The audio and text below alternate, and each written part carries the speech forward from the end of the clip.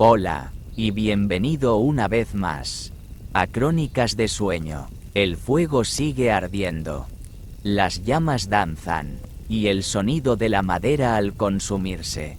Es el único en la habitación. Estás en un lugar seguro, un refugio, contra el ruido y las prisas del mundo exterior. Esta noche, no hay nada que debas hacer. No hay ningún lugar al que debas ir. Solo este momento, este sonido, y este viaje. En nuestro último viaje, caminamos por ciudades que el tiempo olvidó, ruinas que podemos tocar, piedras que aún se calientan bajo el sol, ciudades que existieron, pero esta noche, nuestro viaje es diferente. Vamos a navegar por los océanos de la memoria. Vamos a buscar las ciudades y los continentes, que no solo olvidó el tiempo, sino que los olvidó la propia tierra. Buscamos los ecos de mundos, que ahora solo existen en la memoria del agua. Buscamos un sueño que ha perseguido a la humanidad durante milenios. El sueño de un paraíso perdido. Esta noche, buscamos la Atlántida y los mundos que durmieron antes que ella. No necesitas concentrarte, no necesitas recordar nada de esto. Solo deja que el sonido de mi voz y el crepitar del fuego te guíen. Siente cómo tus párpados se vuelven pesados, agradablemente pesados. Siente tus hombros relajarse y hundirse en la calma. Siente tu respiración volverse más lenta y más profunda. Tu mente se expande, se suaviza y se abre a los grandes misterios. El primer eco de nuestro viaje no viene del océano, viene de la mente de un hombre, un filósofo, que nos dejó el mayor misterio de todos.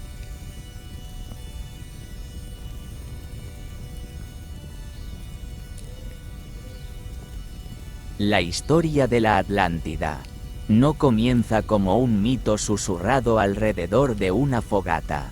Comienza de forma muy diferente. Comienza como un registro histórico en la mente del mayor filósofo de Grecia. Imagina una habitación en Atenas, hace más de 2400 años. Platón, ya anciano, escucha. Y su pariente, Critias, toma la palabra. Critias cuenta una historia que escuchó de su abuelo, quien a su vez la escuchó del gran sabio Solón. El propio Solón, uno de los 7 sabios de Grecia, viajó a Egipto, la tierra del tiempo antiguo, y allí, en la ciudad de Sais, en el delta del Nilo, buscó la sabiduría de los sacerdotes. Eran hombres que medían el tiempo, no en años, sino en eras. Solón les habló de las historias griegas, del gran diluvio de Deucalión. Y uno de los sacerdotes, anciano y sabio, sonrió y le dijo: «Oh, Solón, Solón, ustedes los griegos son siempre como niños. No tienen ninguna creencia antigua, ninguna sabiduría encanecida por el tiempo». El sacerdote le explicó que el mundo había sufrido muchas destrucciones, por fuego y por agua, y que Grecia, por su geografía, perdía sus recuerdos en cada cataclismo. Pero Egipto, el Nilo, los preservaba. Nuestros registros, dijo el sacerdote, guardan historias de 8000 años, e incluso de 9000. Y entonces le reveló el secreto. Le dijo: nuestros escritos cuentan la historia de la mayor hazaña que tu ciudad, Atenas, realizó jamás. Una hazaña que el tiempo ha borrado de tu memoria. Le habló de una guerra ocurrida 9000 años antes de su tiempo. una guerra entre la antigua Atenas, una Atenas que ya no recordaban, y un poder vasto e imperial, un poder que venía de un continente en el océano Atlántico, un continente que estaba más allá de las columnas de Hércules, más allá del estrecho de Gibraltar. Esa isla, dijo el sacerdote, era más grande que Libia y Asia juntas. Y desde esa isla, sus reyes gobernaban un imperio que se extendía por el mar. Esa isla se llamaba Atlántida. Pero esta historia que Platón nos dejó está incompleta. El diálogo llamado Critias, donde se describe la isla, se interrumpe, se corta, a mitad de una frase, justo cuando Zeus, el rey de los dioses, iba a decidir el destino de la isla. Platón nunca lo terminó, dejándonos con un fragmento, un eco, que ha resonado durante milenios. ¿Era una invención? ¿Una alegoría? Sobre la sociedad perfecta, la antigua Atenas, contra el imperio corrupto, la Atlántida, ¿era una advertencia sobre el orgullo y la caída? ¿O era, como Platón parecía insistir, un relato verdadero, preservado en los templos de Egipto? No lo sabemos. Pero podemos soñar, podemos viajar allí, podemos usar las palabras de Platón para ver la ciudad antes de que el océano la reclamara.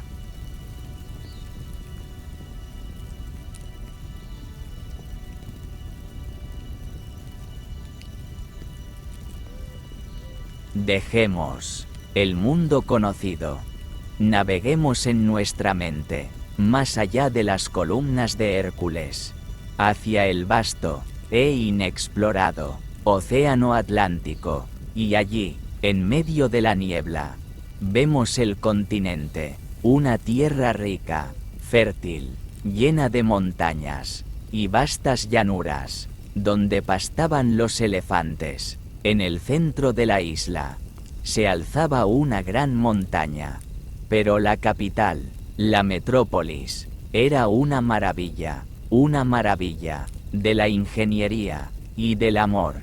La leyenda dice que el dios del mar, Poseidón, se enamoró de una mujer mortal de esa isla, llamada Clito, y para protegerla, construyó una ciudadela para ella. En la colina donde vivía, no construyó muros, construyó anillos. En el centro, una colina, una isla, donde estaba el palacio y los templos. Alrededor de esa colina, un anillo de agua, luego, un anillo de tierra, luego, otro anillo de agua, y finalmente, otro anillo de tierra, 2 anillos de tierra, y 3 de agua, como un gran blanco, dibujado sobre el paisaje, por la mano de un dios. Y los atlantes, los descendientes de Poseidón y Clito, tomaron este diseño divino y lo perfeccionaron.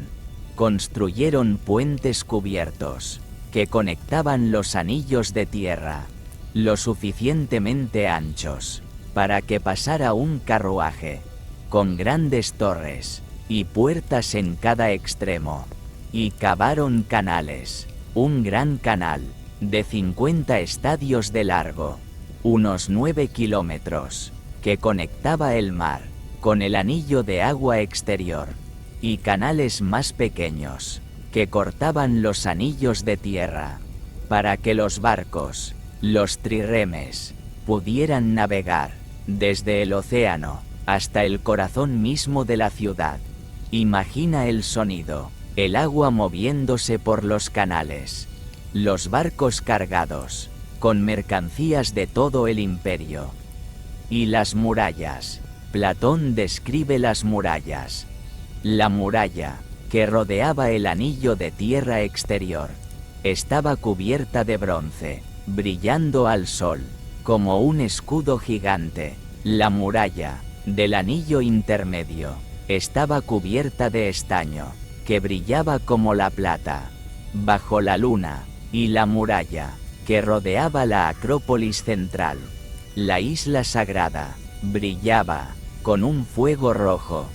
El metal misterioso, que llamaban oricalco, un metal que Platón dice, hoy, solo se conoce de nombre, pero que entonces, se extraía de la tierra, en muchos lugares de la isla, y su valor, era, solo superado por el oro. Imagina una ciudad, rodeada por murallas de metal brillante, una ciudad de círculos concéntricos, una ciudad, en perfecta armonía, con el mar.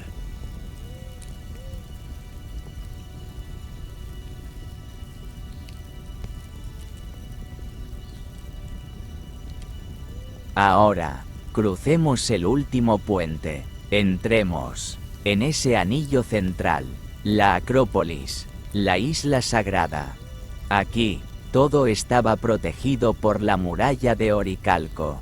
Aquí vivían los reyes, y aquí, estaban los templos. En el centro, había un bosque sagrado dedicado a Poseidón, con árboles de gran altura, y manantiales de agua fría y caliente, que los atlantes canalizaban hacia baños al aire libre, baños para los reyes, y baños para el pueblo, incluso, baños para los caballos y los animales.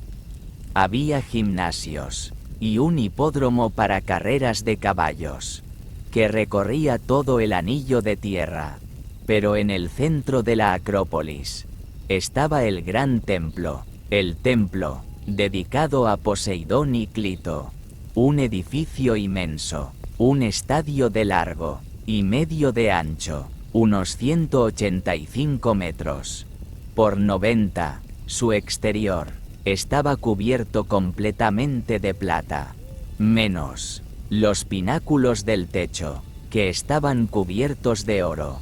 Imagina el sol, reflejándose en ese edificio, una luz, que cegaba. Y por dentro, el techo era de marfil, intrincadamente tallado, y decorado con oro, plata, y oricalco. Las paredes y las columnas también brillaban con oricalco. Y en el centro, la estatua colosal, no de mármol, de oro, Poseidón, de pie en un carro de guerra, tirado por 6 caballos alados. La estatua era tan alta, que su cabeza casi tocaba el techo de marfil, y alrededor de la estatua, había 100 figuras de Nereidas, las ninfas del mar, montadas en delfines. Fuera del templo, había un altar, y aquí, se realizaba el ritual más sagrado. La isla estaba gobernada por 10 reyes, descendientes de los 10 hijos de Poseidón, y cada 5 o 6 años se reunían en este templo, pero primero debían cazar. En el bosque sagrado pastaban toros, dedicados a Poseidón. Los 10 reyes debían cazar uno de estos toros, sin armas de hierro, solo con lazos y redes de madera. Una vez capturado, llevaban al toro a una gran columna, una columna hecha enteramente de oricalco, y en esta columna estaban grabadas las leyes sagradas de Poseidón, y allí, en la columna, sacrificaban al toro, dejando que la sangre corriera. Sobre las letras grabadas, mezclaban la sangre con vino, en una crátera de oro, y bebían, jurando lealtad a las leyes, y juzgar con sabiduría.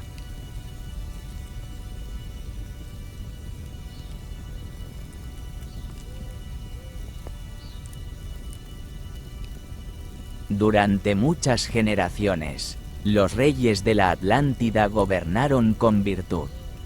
Platón es muy específico sobre esto.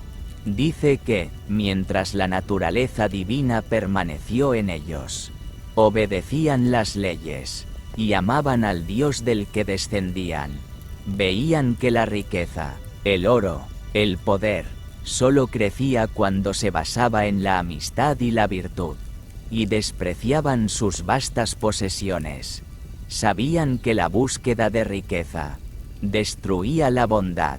No se emborrachaban con el lujo, eran sobrios, y veían claramente que la virtud era lo único importante.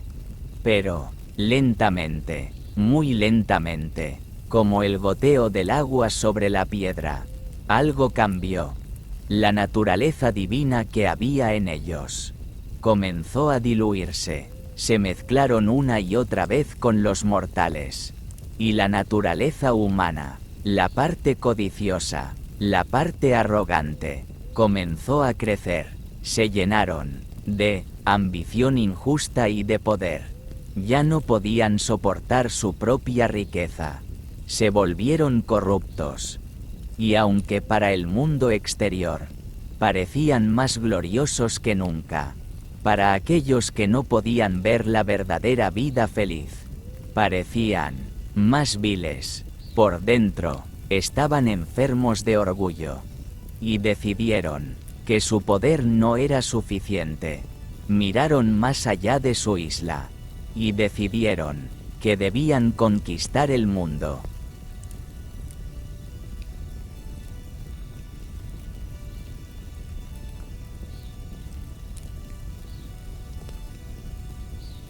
El poder de la Atlántida era inimaginable. La isla estaba dividida en 10 reinos.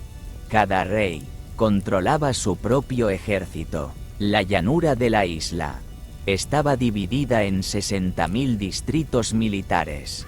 Cada distrito proveía soldados, barcos y carros. Platón describe el ejército total: 10.000 carros de guerra, cubiertos de metal, 120.000 caballos, 600.000 soldados de infantería, pesada y ligera, y una flota de 1.200 barcos de guerra, tripulados por 240.000 marineros.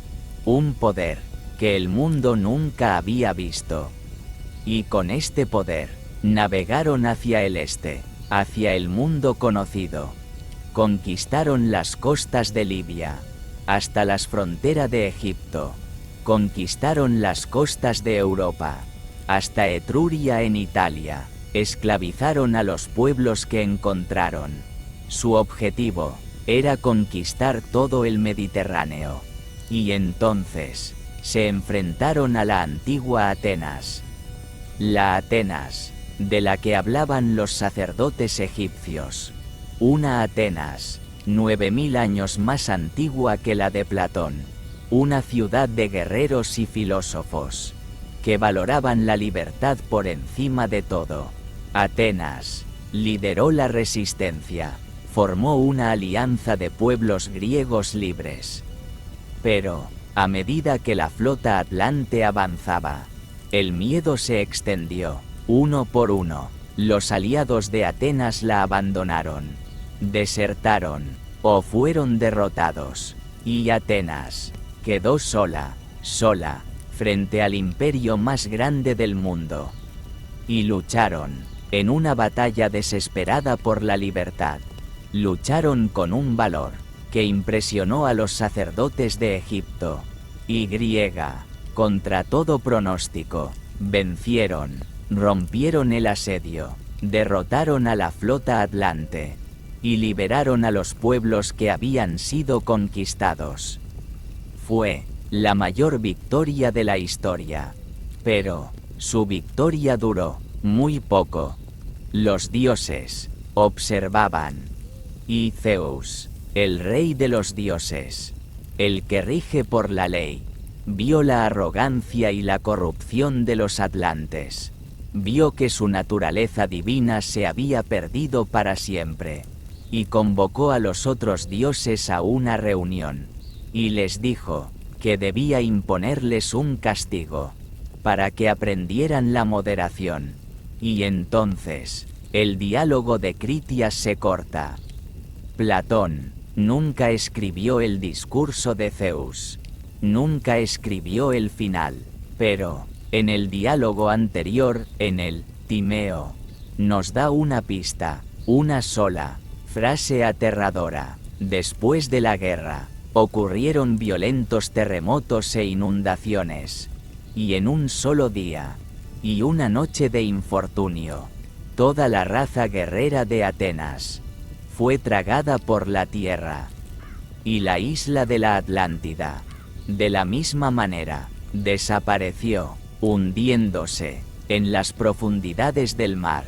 En 24 horas, el imperio más poderoso del mundo, borrado del mapa. Y Platón añade, y el mar, en ese lugar, se volvió intransitable e impenetrable, porque había un banco de lodo en el camino, causado por el hundimiento de la isla. La gran civilización se convirtió en una tumba de agua, un banco de lodo que advertía a los marineros que no fueran más allá, dejando solo una historia, un eco susurrado por los sacerdotes en Egipto, un recuerdo de que ningún imperio, por muy poderoso que sea, dura para siempre.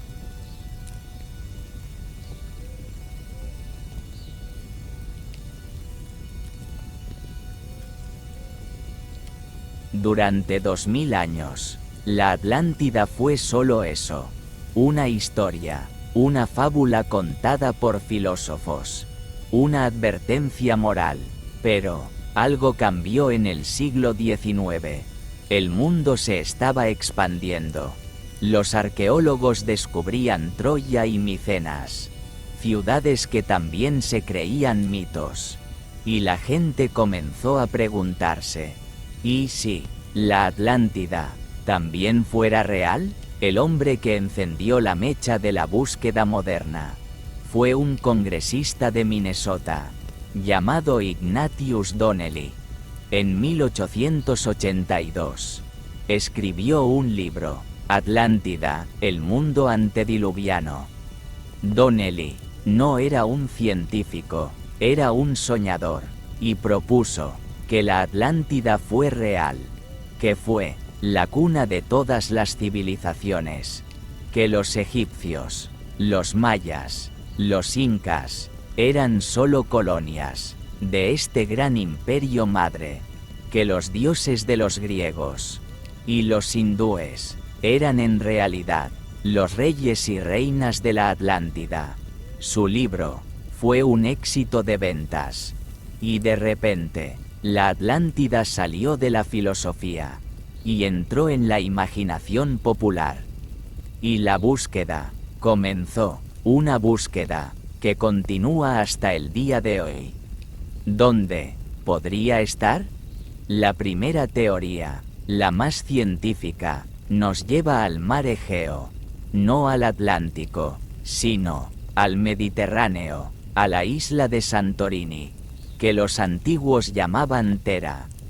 Hace 3600 años, esa isla era un volcán circular, y explotó en una de las erupciones más violentas de la historia humana. La explosión borró el centro de la isla, dejando la media luna que vemos hoy.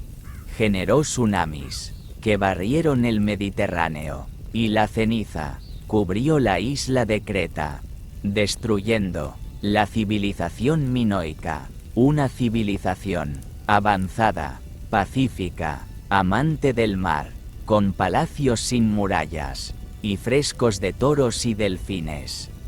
La ciudad de Akrotiri, en Santorini, quedó sepultada bajo la ceniza. Como Pompeya, una ciudad con edificios de 3 pisos y baños interiores. ¿Fue esta la inspiración de Platón? Una memoria de un desastre real, pero magnificada por el tiempo. Los sacerdotes le dijeron a Solón que pasó 9000 años antes. Quizás fue un error de traducción, Quizás no eran 9000 años, sino 900, y 900 años antes de Solón. Nos lleva, casi exactamente, a la erupción de Tera. Es una teoría elegante, pero no explica el continente en el Atlántico, ni el imperio en guerra.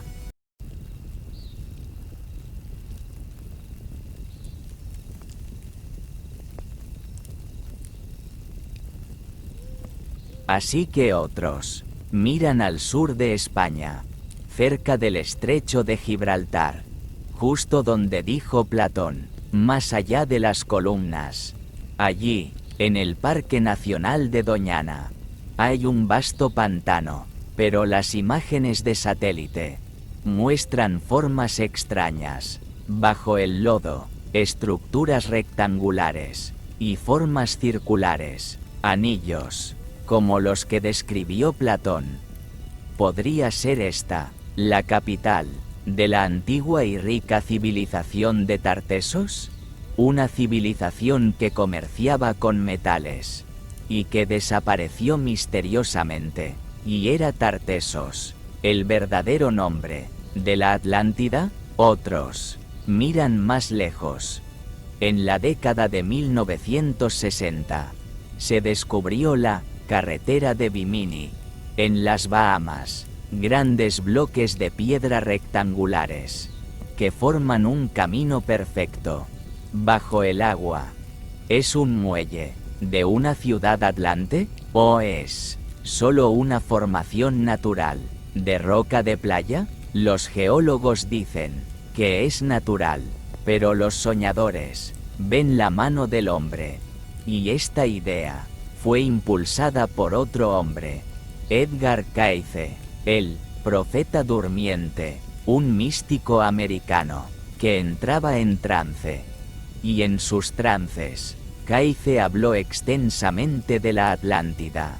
La describió como una civilización tecnológicamente avanzada, con aviones y cristales de energía, una civilización que se destruyó a sí misma en una guerra nuclear, o con cristales, y Cayce profetizó que partes de la Atlántida resurgirían cerca de Bimini en 1968 o 69, justo cuando se descubrió la carretera de Bimini. ¿Coincidencia o profecía?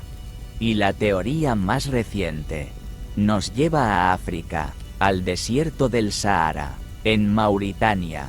Allí hay una estructura visible desde el espacio, el Ojo del Sahara, o la estructura de Richat. Es una formación geológica circular, con anillos concéntricos, y sus dimensiones son sorprendentemente similares a las que Platón dio para la capital de la Atlántida. ¿Podría el Sahara haber sido un océano? Y es esta la ciudad perdida, ahora no bajo el agua, sino bajo la arena.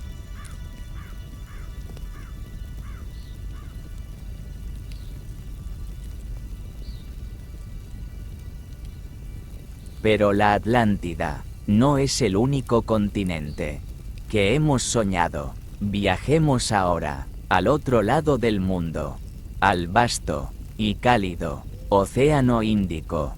Aquí, en el siglo XIX, los científicos se enfrentaban a un rompecabezas. Encontraron fósiles de un animal llamado lémur, un primate pequeño, de ojos grandes. Los encontraron en la isla de Madagascar, pero también encontraron fósiles idénticos en la India y en Malasia, separados por miles de kilómetros de océano. ¿Cómo cruzaron estos pequeños animales un océano tan vasto?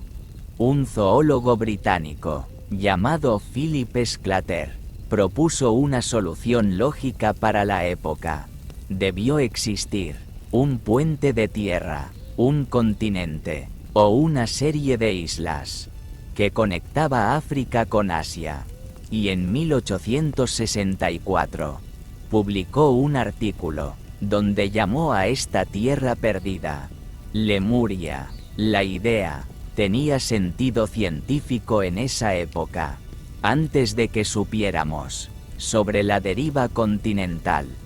Pero, pronto, la idea fue adoptada por otros, por místicos y ocultistas. La más famosa fue Elena Blavatsky, una figura enigmática rusa, fundadora del movimiento llamado Teosofía.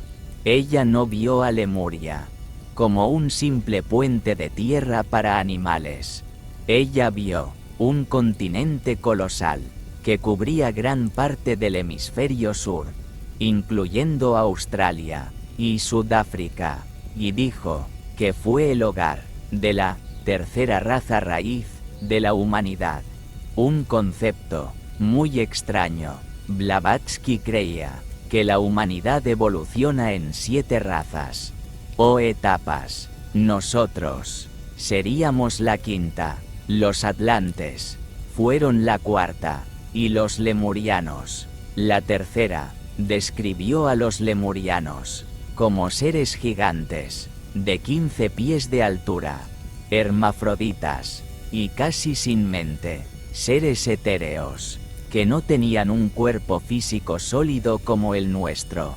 Algunos, dijo, tenían un tercer ojo en la nuca, y se comunicaban por telepatía. Según Blavatsky, los lemurianos no murieron, evolucionaron, y su continente, Lemuria, se hundió lentamente bajo el océano. Millones de años antes que la Atlántida. Sus descendientes, dijo, son los pueblos aborígenes de Australia. La ciencia ya no necesita a Lemuria. La teoría de la deriva continental y las placas tectónicas explicó el misterio de los lémures. Sin necesidad de un puente, África e India estuvieron unidas alguna vez, pero el mito permanece. Incluso hoy, hay gente que cree que los sobrevivientes de Lemuria viven en una ciudad secreta, dentro del monte Shasta, en California, un sueño del Océano Índico, que se mudó a una montaña, en América.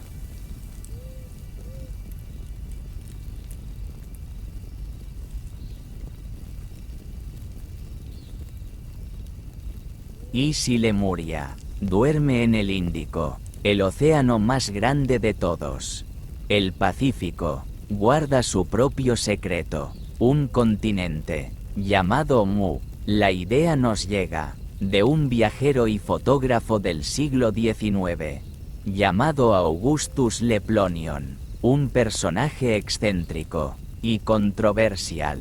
Él fue uno de los primeros en explorar y fotografiar las ruinas mayas de Chichén Itzá en Yucatán, y afirmó haber traducido un antiguo manuscrito maya, el Códice Troano, un manuscrito que hablaba de una tierra llamada Mu, que se hundió en el océano, en un solo cataclismo, llevándose a 64 millones de habitantes.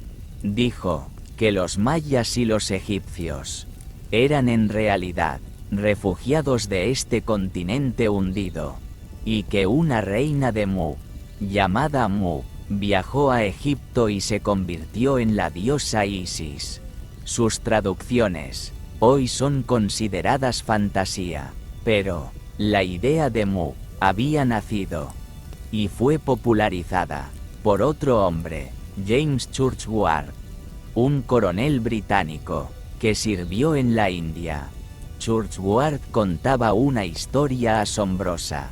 Dijo que mientras estaba en la India, se hizo amigo de un sumo sacerdote de un templo, y este sacerdote le mostró unas tablillas secretas, guardadas por milenios, las tablillas Naakal, escritas en un idioma perdido, que solo los sacerdotes y él podían leer.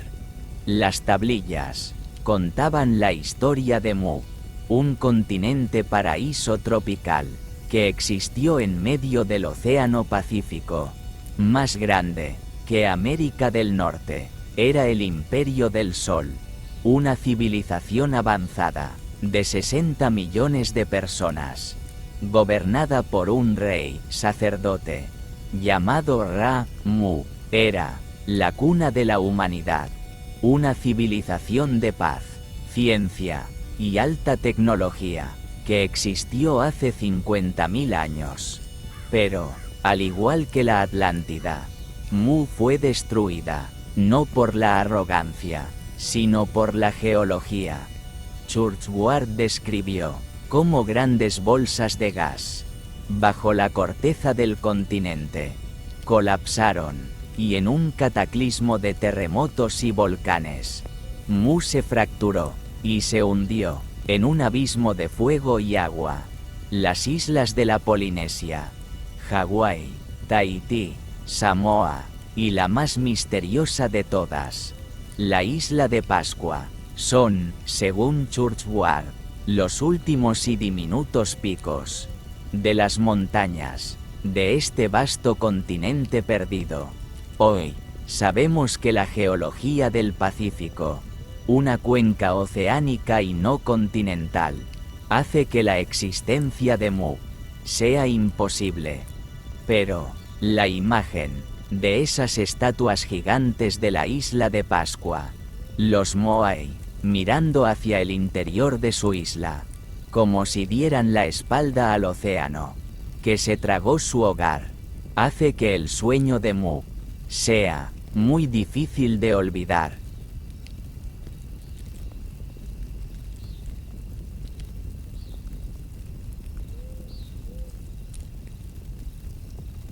Hemos viajado bajo la tierra, ahora viajemos al norte, al frío extremo del Ártico. Aquí, en el borde del mundo conocido, los griegos soñaban con dos tierras míticas. Primero, Hiperbórea, la tierra más allá del viento del norte. Mientras Grecia sufría el invierno, los griegos imaginaban que el dios del viento, Bóreas, vivía en una cueva en Tracia, y más allá de esa cueva, más allá del hielo, había una tierra mágica, Hiperbórea. Los hiperbóreos eran un pueblo bendecido por los dioses. Vivían 1000 años, sin enfermedad, ni vejez, ni dolor, ni guerra. Eran tan pacíficos que ni siquiera comían animales. Vivían en bosques sagrados y se alimentaban solo de rocío y frutos. No tenían gobierno ni leyes, porque su virtud era natural. Pasaban sus días cantando, bailando y tocando la lira. Eran los favoritos del dios Apolo, el dios del sol y la música. Se decía que Apolo abandonaba Delfos cada invierno y viajaba en su carro, tirado por cisnes, a Hiperbórea, para descansar entre ellos. Y las leyendas decían que los hiperbóreos les enviaban regalos a los griegos, ofrendas envueltas en paja, que viajaban de pueblo en pueblo, hasta llegar al templo de Apolo en Delos. Era un paraíso de paz y pureza, en el corazón del hielo, un sueño de un lugar donde el sol nunca se ponía.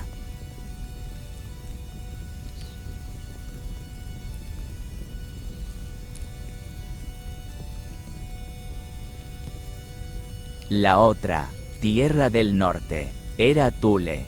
A diferencia de Hiperbórea, Thule fue real, o, al menos, alguien dijo que lo fue. Un explorador y astrónomo griego, llamado Píteas de Masalia, en el año 330 a.C., hizo un viaje legendario. Era un científico, un observador, y quería ver el mundo. Navegó más allá de las columnas de Hércules, y luego, hacia el norte, pasó Gran Bretaña, y navegó, por 6 días más, hasta que encontró una isla. La llamó Thule. Dijo que el sol allí casi no se ponía en verano. Dijo que los bárbaros locales le mostraron dónde el sol iba a dormir, y describió algo muy extraño, algo que los griegos, en el Mediterráneo, no podían entender. Dijo que allí, ni la tierra, ni el mar, ni el aire, existían por separado, sino una mezcla de los tres, algo que parecía el pulmón marino, una sustancia gelatinosa, donde no se podía ni caminar, ni navegar. Probablemente estaba describiendo el hielo a medio derretir del océano Ártico, el agua fangosa, pero su descripción sonaba a magia. Para los romanos, Thule se convirtió en un símbolo. Ultima Thule, el punto más lejano de la tierra conocida, el borde del mundo, un lugar de niebla y misterio, donde la realidad se disolvía.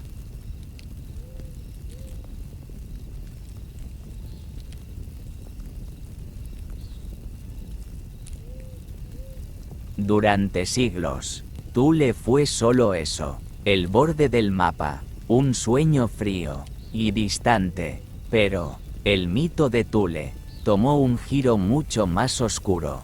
En el siglo XX, en Alemania, después de la Primera Guerra Mundial, nació un grupo ocultista. Se llamaron la Sociedad Thule. Estaban obsesionados con los orígenes de la raza aria, y creían que Thule, o Hiperbórea, era el verdadero hogar de esta raza. Un continente perdido en el Ártico, hogar de gigantes rubios de ojos azules. Creían que cuando Thule se hundió, los sobrevivientes huyeron al sur, y se establecieron en el Tíbet y en Alemania.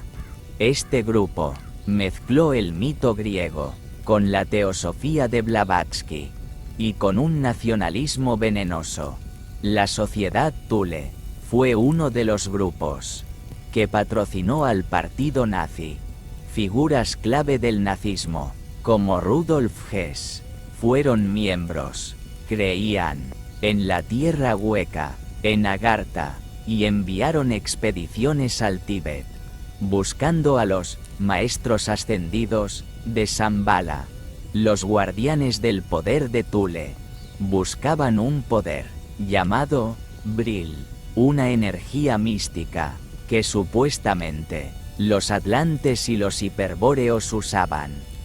Es un recordatorio aterrador de cómo nuestros sueños de paraísos perdidos, nuestras historias para dormir, pueden ser secuestradas y convertidas en pesadillas despiertas, un sueño de pureza que se convirtió en una ideología de odio, un eco oscuro del hielo.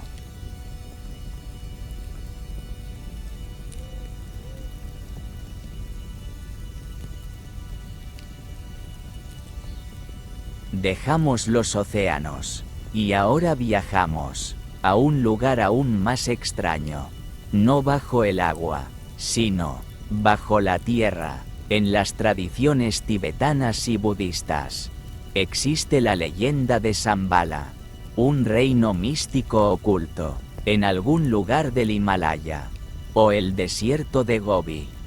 No es un lugar físico que puedas encontrar, es un reino de paz y sabiduría, protegido por los dioses. Se dice que su rey guarda las enseñanzas más secretas del budismo, y que un día, cuando el mundo exterior se haya destruido a sí mismo con la guerra y la codicia, el rey de Shambhala saldrá con su ejército para restaurar la Edad de Oro.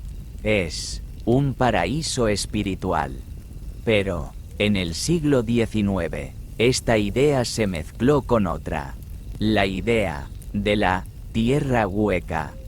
Un escritor francés, llamado Alexandre Saint-Yves, propuso que bajo la superficie de la Tierra existe un reino llamado Agartha, una civilización subterránea, con millones de habitantes, y su capital era Shambhala. Dijo que los continentes perdidos, Lemuria y Atlántida, eran reales, pero que sus sobrevivientes no huyeron a otros países, huyeron hacia adentro, hacia las cuevas y túneles, y construyeron un nuevo mundo bajo nuestros pies, un mundo iluminado por un sol central.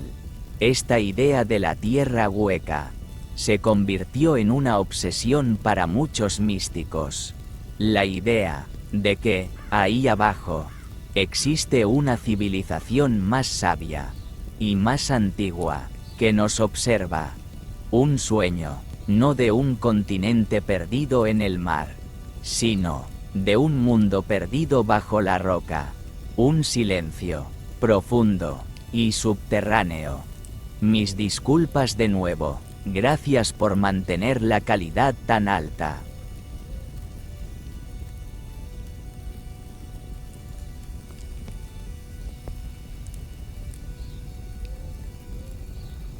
Hemos viajado muy lejos esta noche. Hemos navegado por todos los océanos de la mente.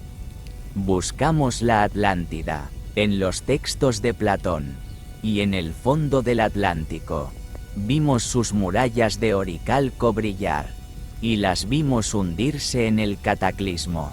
Buscamos a Lemuria, en el Océano Índico, el hogar de una raza antigua y etérea. Buscamos a Mu, en el Pacífico, el imperio del sol, cuyo eco resuena en las estatuas de la isla de Pascua. Buscamos a Shambhala, bajo las montañas del Tíbet.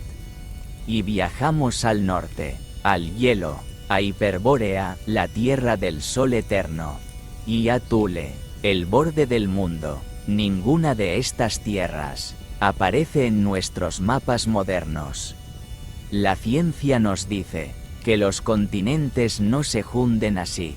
Nos dice que eran puentes de tierra, o volcanes que explotaron, o, simplemente, historias. Pero siguen existiendo. Existen en nuestros mitos más profundos. Existen en nuestros libros y en nuestras películas. Y existen esta noche en nuestros sueños. Quizás estos continentes perdidos no son recuerdos de un lugar en la Tierra, sino recuerdos de un lugar dentro de nosotros.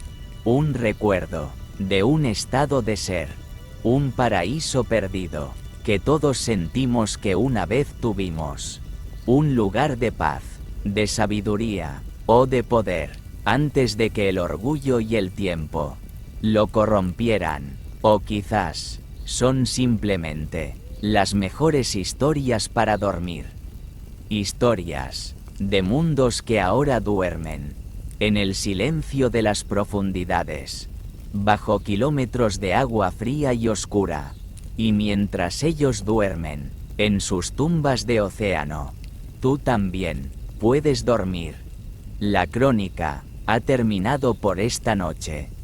Hemos explorado los ecos del olvido, y ahora solo queda el silencio, solo el sonido constante y suave de la fogata. Solo la calma y la seguridad de la noche. Deja que tu mente se hunda más y más profundo. Deja que el sueño te lleve a tu propia isla de paz.